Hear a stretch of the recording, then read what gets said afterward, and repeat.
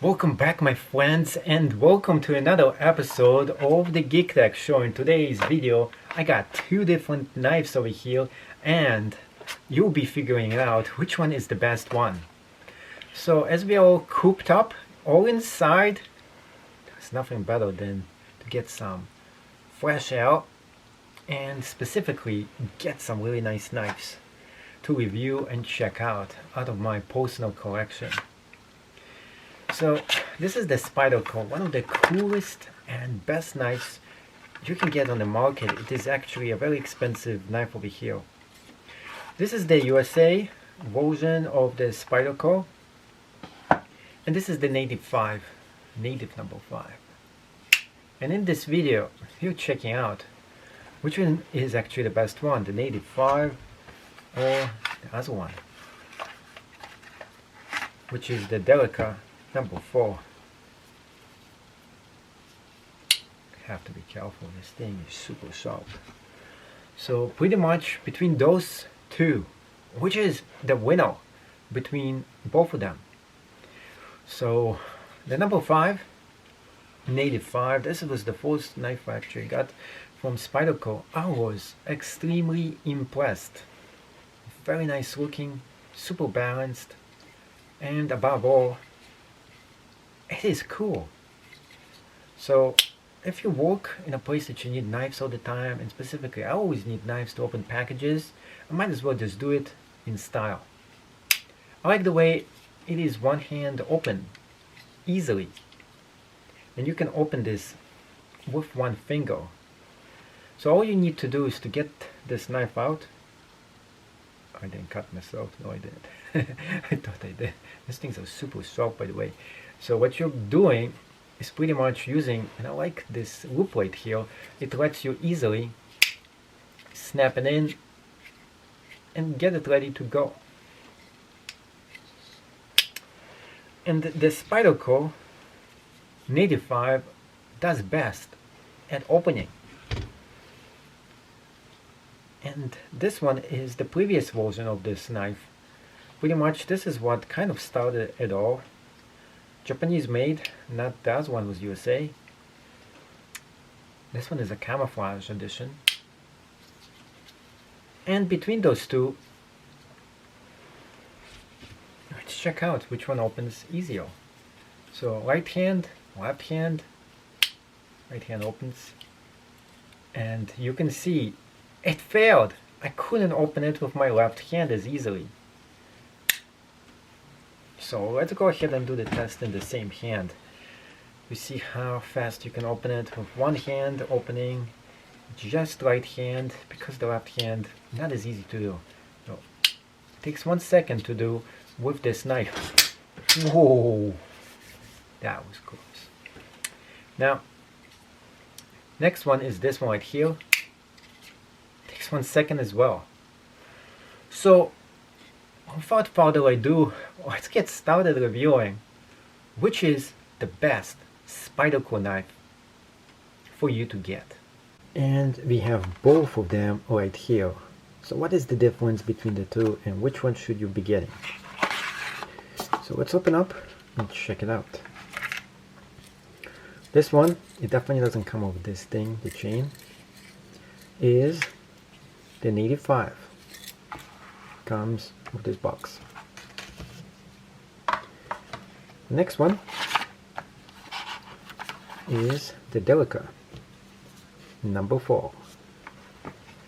What is the difference between those two and which one is the better one is the real question. I do like the all black finish for this one. Of course you can get different kind of versions of the same exact knife here. It opens up pretty easily, and it's actually more expensive than this one right here. The big difference between both of them is really the price. This one comes at around 85 bucks, and this one comes at a whooping 110 bucks. Sometimes it goes all the way to 140. If you get it on sale for 110, that's a decent price for it. I like this style, I like the looks. I want to give you more information about it too. First of all, this one is around 7 inches long. The blade itself, well, this thing is about 3 inches, but the actual useful part is 2.5 inches. Most of it is half and half. So surrogate blade and normal blade over there. On the other hand, this is almost identical in dimensions. It's a little bit longer over here. The blade is kind of the same. When it comes to weighting it out, this one's about 3 ounces. And the other one is the same exact thing. No difference between both of them. But there is a few major differences between both of those that I really want to go into. So let's take this out and I will show you. First of all, the blade itself. This one is sharp, but nothing compared to this one here. This one is like a knife. It is a knife, but this is like extremely sharp knife, very sharp. And it's already like cut this thing right there, but I accidentally dropped it. Right there, very sharp. This one's kind of dull, just a little bit. So between both of those, this is extremely sharp knife, and this one is a bit less, just a little bit. Ooh, this thing was sharp, but it's not as sharp as this one right here. That is the biggest differences between those two. Now it also comes down to the actual handle between both of them.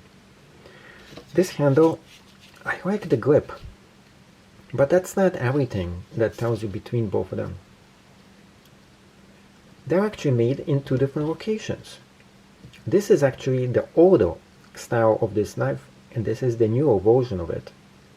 Interestingly enough, the old version, this is made in Japan. And the new version, that's actually made in the United States. Now, this one is very easily closed, open, one-hand operation. This one easily closes, and you press on this, it goes down just a bit. You can easily snap it into place.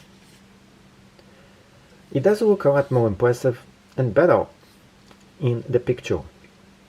When you get it in the mail, the blade is okay. I like the blade, but this plastic part just feels on the cheap side. Now, sometimes I was thinking I might have gotten a knockoff of this thing, but in reality, they have different versions of it, and every single version is made in different locations. So the cheapest ones of those knives are actually made in China, and the second grade is going to be in Japan, and the most expensive one is actually made in USA. But it doesn't mean this is the best version of it. This one has the surrogate blade right here and the normal blade over there. In terms of looks, this one does sport the best in-class looks over here for sure. I like the looks, and I did move this handle. It actually used to be over here, and I moved it to the other side. That's actually one thing that I did. If you have the right power tools, you can do that. You can see over here the knife sticks out just a little bit. The difference between them, this one, and I'm going to be pressing on this. I don't know if it's going to snap all the way down if it does that. So let's press on this. So this, I'm afraid it's going to just close on my fingers. And no, see, it's stuck. It doesn't go down. So this one has a lot more title in terms of the blade. You press here hard, and this is really hard than the previous one, and it does go down, but watch for your fingers. The way this thing closes is no joke. You can just snap your fingers right there. Opens up very easily with your finger as well.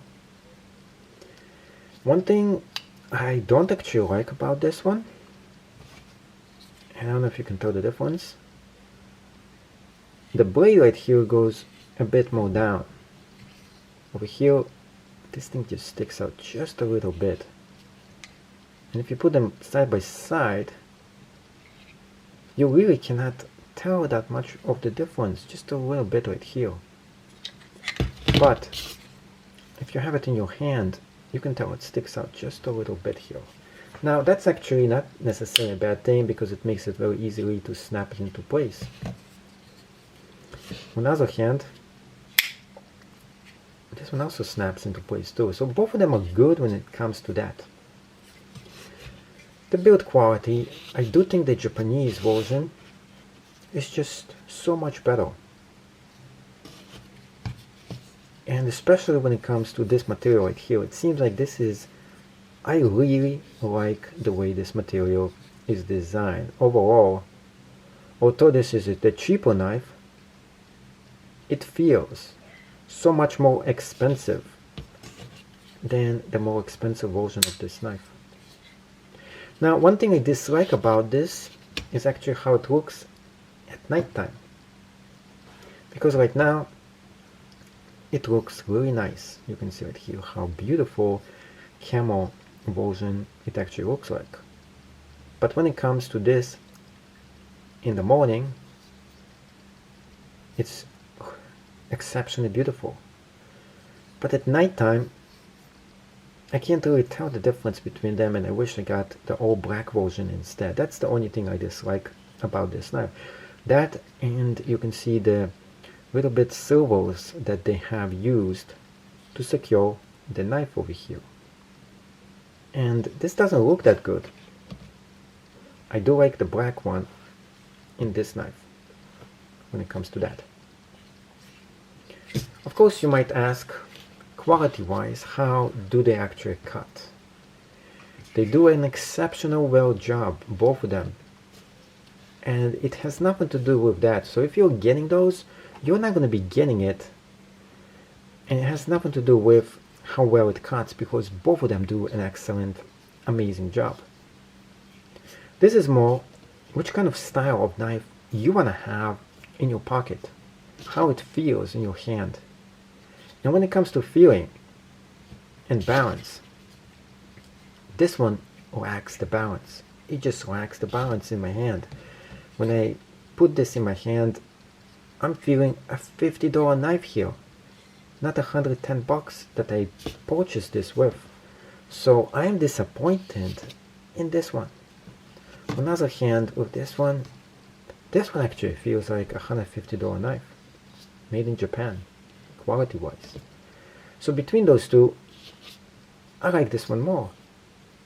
Now, although I'm not too fond of the camouflage design, although it does look really nice and neat, I think the all black version of the same exact knife is even better. So that's actually my only complaint of this knife. So you're not only gonna save a bunch of money getting this version, it also is cool looking, feels better, feels less cheap, feels more expensive, and it does the same exact function as the more expensive version of the Spyderco. And the Spyderco is an amazing company. They make amazing, really nice products. So my question to you, which one would you get for yourself? And between those two, what do you think is the best version of the Spyderco knife? The number 5 Native or the number 4? So here it is, number 5 Native and the Delica number 4. Which is the best one, in your opinion? Voice and post your response right down below and let me know. So the Delica number 4. Oh yeah, this is one of the coolest knives I have ever got my hands on. I'm so impressed by this that I'm gonna get the all black stealth version of this knife. I like the way it actually looks and feels in my hand. It is almost the perfect knife that I always wanted. This knife all in itself not only can cut almost anything like butter, it opens up very easily with your one finger open. The other knife is this one, the Spyderco, and that is the native version, number 5. It actually looks much more impressive, but I'm not too fond of this part over here. I always thought it was a little bit on the cheap side. Both of them easily open with one finger.